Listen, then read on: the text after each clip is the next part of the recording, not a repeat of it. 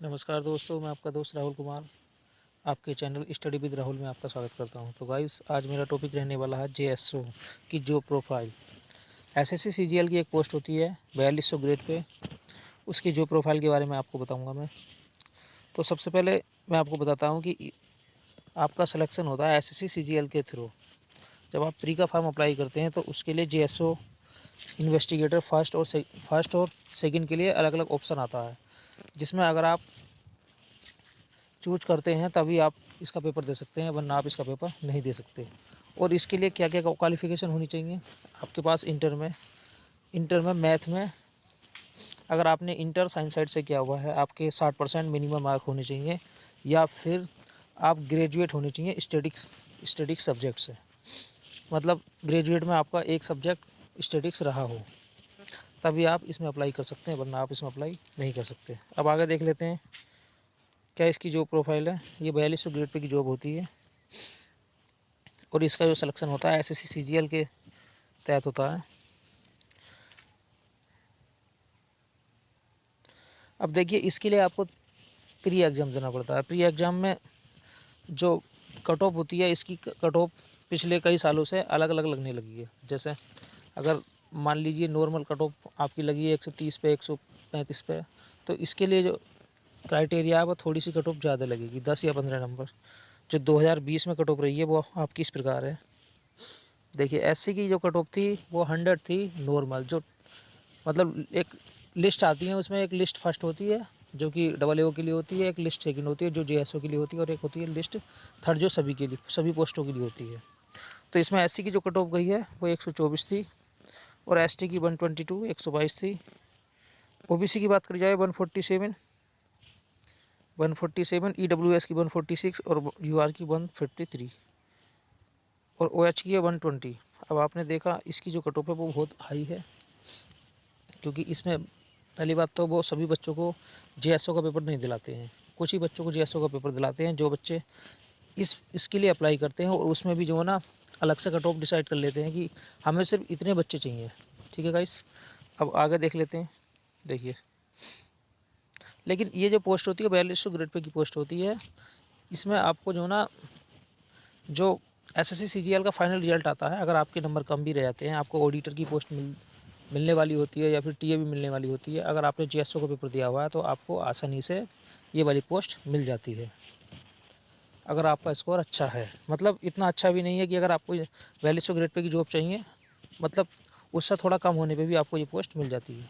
क्योंकि आपने देखा होगा 2018 में और 2019 में जो फाइनल कट ऑफ गई थी इस पोस्ट के लिए कम गई थी। आगे बात कर लेता हूँ मैं। अगर आपकी पोस्टिंग हो जाती है तो आपको इन हैंड कितनी सैलरी मिलने वाली है? 4200 ग्रेड पे की जॉब है, जिसकी बेसिक पे होती है 35,400। डीए की बात करी जाए तो करंट में आपका डी है 31%। 35,400 का आप 31% निकाल सकते हैं, 10,974 रुपये बनता है। अब एचआरए की बात करी जाए तो सेंट्रल गवर्नमेंट का जो स्टैम्प रूल है वो है 9, 18, 27%। आपकी पोस्टिंग जिस सिटी में होती है आप उसके अनुसार कैलकुलेट कर सकते हैं कि आपको एचआरए कितने मिलेगा। लेकिन एचआरए कैलकुलेट करने से इतना बेनिफिट नहीं होता है, क्योंकि आप क्वार्टर वगैरह में या फिर क्वार्टर में रहते हैं तो आपको एचआरए नहीं मिलता है। अगर आप कमरा लेके भी रहते हैं तो आपका एचआरए उधर वेस्ट हो जाता है। तो एचआरए इसलिए मैंने कैलकुलेट नहीं किया है। अब देखो, टीए की बात करी जाए तो टीए आपको 4200 4300 के समथिंग में मिलता है।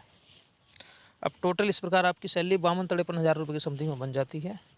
मैंने माना है कि अगर आप 22 सिटी में भी, मतलब एचआरए को मैंने हटा के ये आपकी सैलरी कैलकुलेट की है। अगर एचआरए आप लगाएंगे तो आपकी सैलरी 60,000 के समथिंग में पहुंच जाएगी। 60,000 आसानी से आपको मिल जाएंगे। लेकिन एचआरए मैंने नहीं लगाया है तो आपको 50,000 रुपये सैलरी मिलती है।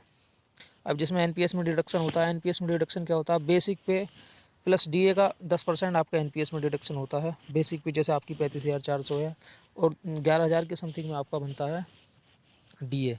अब आप जोड़ सकते हैं उसे, 35,400 को 11,000 को जोड़ोगे तो आपके 47-48 सौ रुपये एनपीएस में पर मंथ डिडक्ट होते हैं, तथा सेंट्रल गवर्नमेंट आपको 14% और देती है। तो मतलब आपका एनपीएस अकाउंट में ये सारा पैसा जुड़ता है। अब आगे अगर देखो, ये इसमें अगर आपकी पोस्टिंग हो जाती है तो आपको जो क्या क्या काम करना पड़ता है, देखो अगर आपकी पोस्टिंग हो जाती है तो आपको आंकड़े कलेक्ट करने पड़ते हैं एक होती है आपकी इसमें फील्ड जॉब और एक होती है डेस्क जॉब। फील्ड जॉब के तहत आपको डोर टू डोर जाना पड़ता है और इसमें आंकड़े कलेक्ट करने पड़ते हैं और इसके लिए आपको होटल बिल मिलता है। अगर आप मतलब टूर के टाइप में जाते हैं, आप जितने दिन के लिए जाते हैं, जैसे 7 दिन के लिए गए हुए हैं, 5 दिन के लिए गए हुए हैं, 2 दिन के लिए, 10 दिन के लिए, तो आपको वहाँ रहने के लिए होटल में आपको 750 रुपये मिलते हैं पर डे के हिसाब से और आपको खाने के लिए मिलते हैं 800 रुपये पर डे के हिसाब से। और जिस दिन आप जाते हैं उसके लिए आपको 225 रुपये टीए के रूप में मिलते हैं। लेकिन टीए आपको रोज़ नहीं मिलता है, क्योंकि आप अगर 10 दिन रुकोगे तो सिर्फ आपको फूड बिल मिलेगा और होटल बिल मिलेगा। तो इस प्रकार आपकी जो सैलरी है ये 15 दिन का शायद मिनिमम मिलता है, लेकिन अब हो सकता है कि 21 डेज़ कर दिया गया है, लेकिन 15 दिन तो आपको मिनिमम मिल ही जाता है। तो इस प्रकार आपकी जो सैलरी है इसमें 20,000 रुपये अधिकतम और बढ़ जाती है। जैसे मान लीजिए आपको 60,000 रुपये सैलरी मिल रही है और इस तरीके से बिल लगाने के बाद में आपकी सैलरी 78,000 या 78,000 या 80,000 85,000 तक बन जाती है आसानी से। अब देखो, अगर बात करी जाए कि आपका प्रमोशन, इसमें प्रमोशन कहाँ तक होता है। सबसे पहले आपकी पोस्टिंग होती है जूनियर स्टैटिस्टिकल ऑफिसर, जो कि 4200 ग्रेड पे की जॉब होती है।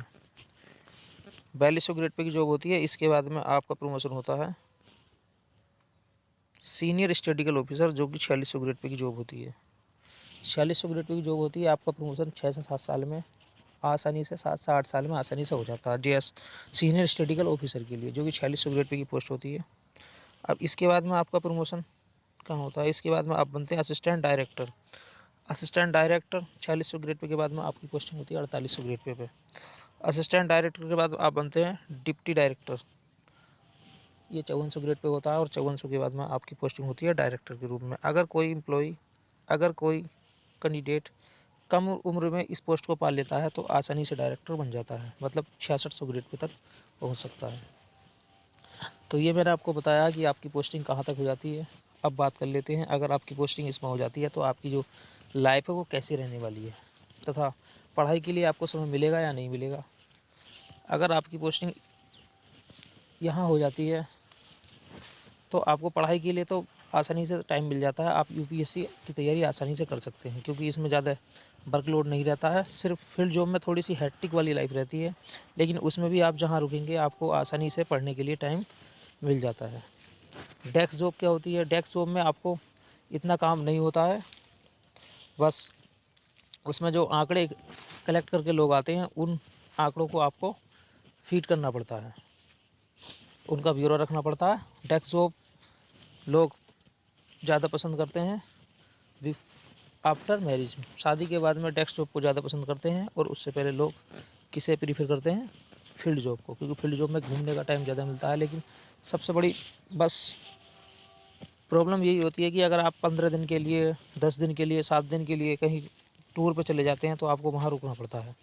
इस तरीके से आपकी जो फैमिली लाइफ है थोड़ी सी बिगड़ जाती है। तो गाइस, अगर आप हमारे चैनल पर नए हैं तो हमारे चैनल को सब्सक्राइब कीजिए तथा हमारी वीडियो को लाइक कीजिए। मिलते हैं नेक्स्ट वीडियो में। जय हिंद, जय भारत।